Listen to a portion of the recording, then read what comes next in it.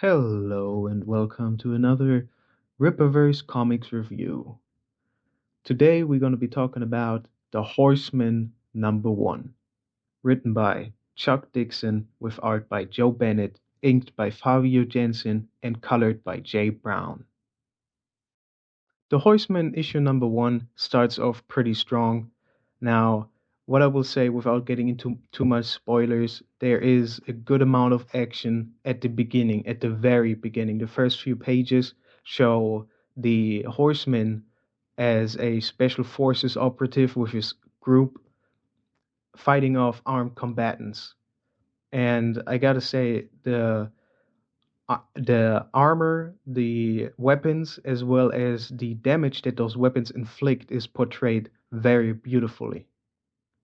We continue with the horseman going through a slow and very tedious, at least for me, period where you can see the horseman just working his job and how he's bored. But to me, this section goes on for so long that I myself get bored reading it. Now, there is a lot of dialogue which, in my opinion, doesn't seem necessary. Neither does this long winded, pace breaking section of the book, which makes up the majority of the comic book. Something I have to add is that even after the story moves forward, you can see that the horseman is just not being utilized, at least not in terms of action, as he should be, in my opinion.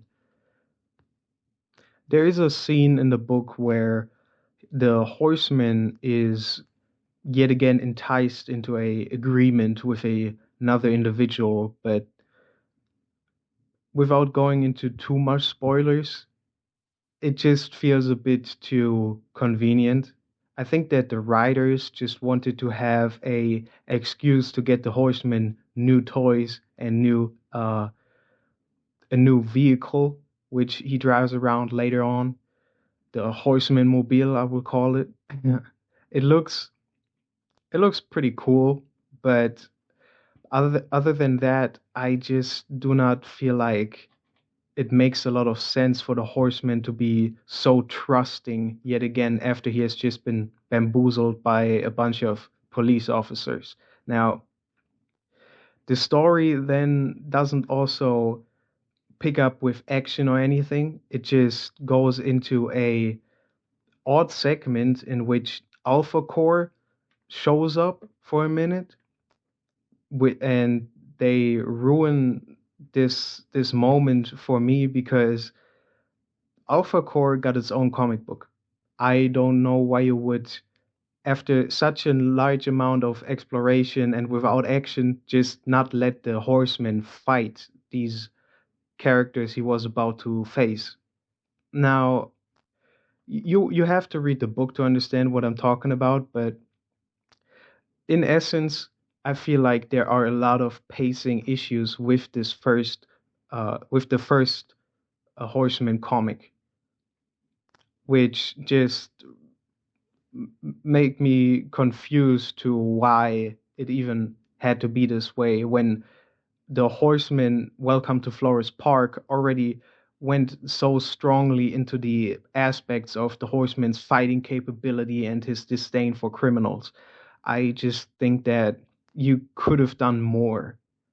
Now, what I will say, however, is that at least nearing the end, in the last few pages, literally, there is some action ramping up, but the story then ends abruptly. But in the following issue, Horseman issue #2, you can find the action segments to be continued. Now, I just do not I do not like this way of approaching a story. There's something that Stan Lee said that I find very much applying here. There should be a beginning, a mid, and an end because every comic book has the potential to be the first comic book for a reader. And this comic book right here, Horseman issue #1, just doesn't seem to fit those principles at all. While the previous book, Horseman Welcome to Flores Park, does a great job at having a beginning, a midpoint, and an end. Now, to be more specific, I find it just very disappointing that this action sequence near the end has not been completed, even though it was clearly leading up to something. Like they purposefully cut off that point and just continued it in the next comic book, even though it was not really an event that, in my opinion, should have been continued in another comic. It could have been ended in this issue. And with that said, the comic book has very consistent art. It is interesting to see the horsemen with new tools, which they like the horseman mobile, how I'm gonna call it. They look pretty cool, and I can see how the horsemen now can have new, maybe more high tech weapons. And it then also makes sense, I guess, with the way the story is set up, even though I personally do not like how convenient it was. But it's a cool look, especially seeing the minigun fire and killing up a bunch of guys near the end. It's it looks cool. The cover that I got is a reflective cover, so you can see the horseman's helmet just reflecting light, and there's a crook represented being mirrored by the horseman's helmet, and you can see water drops falling down on his helmet and splashing off. It's pretty cool. However, I gotta say I'm a bit disappointed that even though the cover shows the horseman seemingly saving a damsel in distress, it nothing like that happens in the comic book. Something that I just want to point out.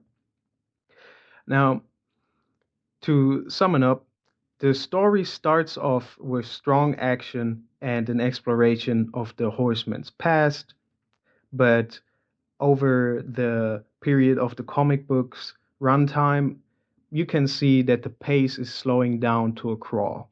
And then when it is almost a guarantee that the horseman going to jump into action, Alpha Course shows up. Now, I don't feel like that's a spoiler. I feel like this really needs to be in this review because I don't see the point to it.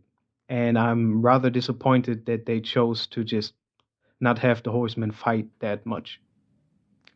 Now, it's very odd also how the story just cuts off near the end, something that I really do not believe after reading the second issue to be necessary whatsoever.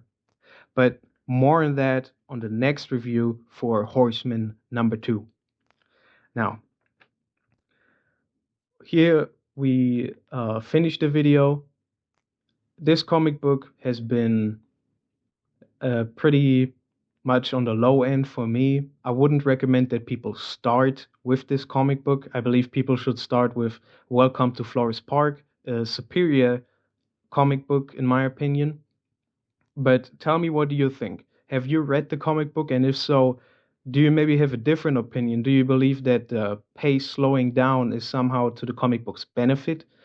And the new plot threads of the benefactor of the horseman, what do you think about that? I would really be interested to hear what you guys think about this. And this is it for the video. I hope you have a great day. Like and subscribe. Maybe share the video if you can and give it a thumbs up. And with that, Neon signing out.